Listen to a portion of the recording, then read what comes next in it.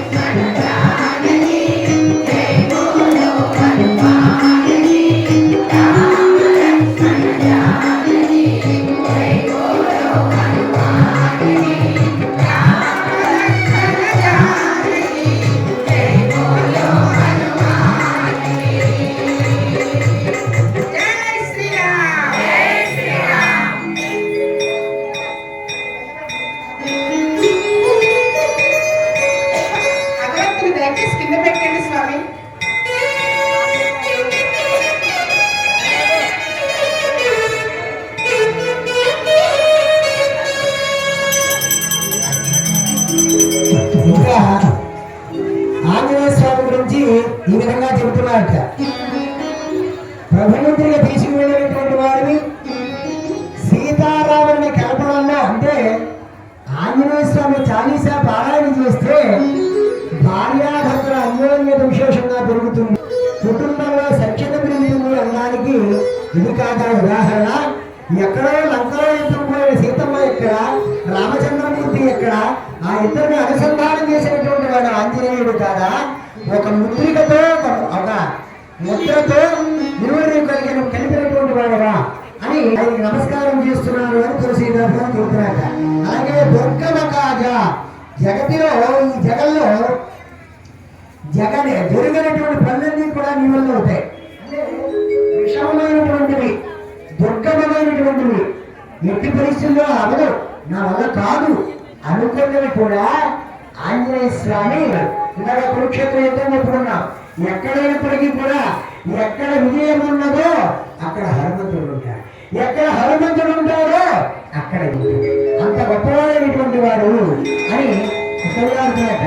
అలాగే రాముడు వారి శ్రీరాము ద్వారా నీవు కాపలా, శ్రీరాముడికి వేయించడం కాపలా. ఈ ఉపన్యాసం చెప్పినటువంటి రామాయణ అద్భుతమైనటువంటి అనేక రామాయణాలు ఉన్నాయి. మొల రామాయణం, రంగనాథ రామాయణం, వాల్మీకి రామాయణం, తులసీదాస రామాయణం చాలా ఉన్నాయి. ఈ రామాయణంలో వారు ఆ కాలంలో తెలిసినటువంటి ఆ రూపాలని కూడా రామాయణంలో చెప్పబడింది. జై హనుమానుకి. అలా ఒక సందర్భంలో రామచంద్రమూర్తి వివాహమైంది. సీతమ్మ వారితో ఆనందంగా ఉన్నాడు. ఎప్పుడు కూడా రాముడు గారి రాముడితోటే ఉంటావు, రాముడు కూడానే ఉంటారు అనడానికి కాపలా అంటే నీ అంత కాపలాడు ఇంకొకటి లేదండి అని చెప్పడానికి ఉదాహరణ ఏమిటయ్యా అంటే వివాహం అయింది. ఇవాళ మన రామేశ్వర స్వామికి ఉమాదేవికి శ్రీకృష్ణయోగం జరుగుతుంది కదా. ఈ ఆనంద డోలికల్లో ఉన్న సందర్భంలో సీతారాముల వారు గదిలోకి వెళ్ళారట. వెళ్ళిన సందర్భంలో ఈయన మంచం కిందే కూర్చున్నట్ట. ఎన్నిసార్లు చెప్పినా వెళ్ళిపోయా తప్పయ్యా ఆంజనేయ, ఇది పద్ధతి కాదు, ఇది సంసార యోగం ఉండే వారికి మాత్రమే నీలాంటి బ్రహ్మడు బయటికి వెళ్ళ తప్పు అని చెప్పాడ.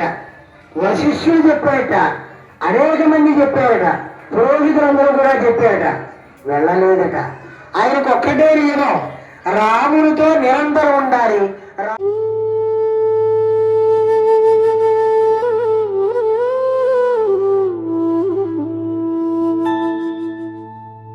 श्रीचण्डीश मनोहरी शुभकरी चिच्चुङ्करी श्रीकरी आचण्टालयवासिनी వరకరి. రాముడు నాతో నిరంతరం ఉండాలి, నేనే రాముడు, రాముడే నేను. అలాంటి కాదామ్యం కలిగినటువంటి దివ్యమైనటువంటి భక్తి కలిగినటువంటి వాడు ఆంజనేయ స్వామి. అక్కడే కూర్చున్నట్ట. ఎన్ని చెప్పినా వినలేట, సీతమ్మ చెప్పింది వినలేదు. ఆఖరికి రాముడు బుజ్జగించి మెల్లిగా బయటికి తీసుకొచ్చిన ఆయన, ఇప్పుడు కనుక నువ్వు బయటికి వెళ్తే నిరంతరం నీతోటే ఉంటాను, ఇప్పుడు వెళ్ళకపోతే ఇబ్బంది వస్తుందయ్యా అన్నట్ట. అయ్యి బాబు మళ్ళీ రాముడు ఎక్కడ దూరం అయిపోతాడో అని గబగబా బయటికి లంఘించి బయటకు వచ్చేట. సరే, మిగిలిన విషయాల తర్వాత. కాబట్టి అంటే ఇక్కడ భక్తి ప్రపత్తిత అనేటువంటిది ఎంత ప్రాధాన్యము చెంది రామచంద్రమూర్తిని ఏ క్షణము కూడా వదిలిపెట్టనటువంటి భక్తి తత్పరుడు సేవకుడు ఆంజనేయ స్వామిగా మనకి ప్రత్యక్షమవుతున్నాడుగా. కాబట్టి అటువంటి మహానుభావుల గురించి ఈ విధంగా శ్లాఘిస్తున్నారు. అలాగే సభసుఖ నీ ఆశ్రమంలో నీ పారాయణ చేయడం వల్ల, నీ దగ్గర ఉండడం వల్ల, నీ ధ్యానం పూజ చేయడం వల్ల ఎటువంటి వాడికైనా సమస్తము కూడా సుఖములే తప్ప దుఃఖములనేటువంటి కష్టములనేటువంటివి ఉండవయ్యా. అటువంటి గొప్పదైనటువంటి స్థితి కలిగినటువంటి వాడు నువ్వు మహానుభావ. నీ రక్షణలో ఎవ్వరికీ భయం లేదు అని చెబుతున్నట్ట. రోజు ఏ రోజు గొప్పగా అనుకుంటామో అన్నీ అద్భుతమే. భారజ్ఞానం ఎప్పుడైతే చేస్తామో అన్నీ కూడా అద్భుతమైనటువంటివే. కానీ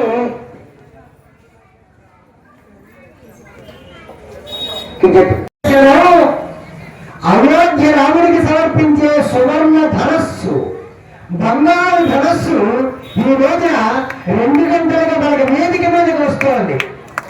ఆ రామచంద్రమూర్తి యొక్క సువర్ణ ధనస్సుని దర్శించేటువంటి మహద్భాగ్యం ఈవేళ కలుగుతుంది కదా. 2 గంటల నుంచి 5 గంటల దాకా ఇక్కడికి వచ్చి ఉంటుంది. సాక్షాత్తు రామచంద్రమూర్తి తన చేత మూడేటువంటి ఆ ధనస్సు ఏదైతే ఉందో ఆ దర్శన మహద్భాగ్యం ఇవాళ మనందరికీ కూడా కలగబోతోంది. తరువాత ఈ పాలన అయిన తర్వాత భోజనం చేసి వెంటనే ఇక్కడికి రండి, రామదర్శనం జరుగుతుంది, ధనస్సు దర్శనం జరుగుతుంది. తప్పనిసరిగా ప్రతి ఒక్కరూ కూడా వచ్చి ఆ ధనస్సుని దర్శనం చేసుకుని స్పర్శనం చేసుకుని స్వామి యొక్క అనుగ్రహాన్ని పొందాలని కోరుతున్నాం. అంటే మార్చి 21వ తేదీన 11 నుండి 15 మంది అయోధ్య వెళ్తున్నారు ప్రయాణం. 24వ తేదీ అయోధ్య ట్రస్ట్ ద్వారా బాలరాముని యొక్క ఆలయంలో, ఇప్పటికే ప్రతిష్ఠింపబడినటువంటి ఆలయంలో సుందరకాండ పారాయణ చేయడం జరుగుతుంది. మనకి రామాయణంగా సుందరకాండము, ఆ సుందరకాండ పారాయణ చేయడం జరుగుతుంది. కాబట్టి దేశంలో ఇప్పటివరకు అక్కడ చేయబడేటువంటిది లేదు ఈ సుందరకాండము. అంతమంది చేస్తారు అక్కడ. కాబట్టి ఈ పారాయణలో పాల్గొనేటువంటి వారు, ఉత్సాహం ఉన్నటువంటి వారు ఇవన్నీ నెంబరిస్తారు. ఎక్కించుకోండి, వెళ్ళగలిగితే వెళ్ళండి, పారాయణ చేయండి, రామచంద్రమూర్తి యొక్క విగ్రహాన్ని పొందండి. జై శ్రీరామ్, జై శ్రీరామ్. దాన బుద్ధి సుగుణ గుణ సంపన్నత సిద్ధ్యర్థం. దానం చేసేటువంటి గుణం ఉంది, కానీ ధార్మిక కార్యక్రమాలకి ఇలా భక్తిగా రావడం తగ్గుతుంది. దాన్ని కూడా పెంపొందించుకోవాలని ఆలోచన. సంపన్నత సిద్ధ్యర్థం అన్యోన్య భక్తజన సహాయేన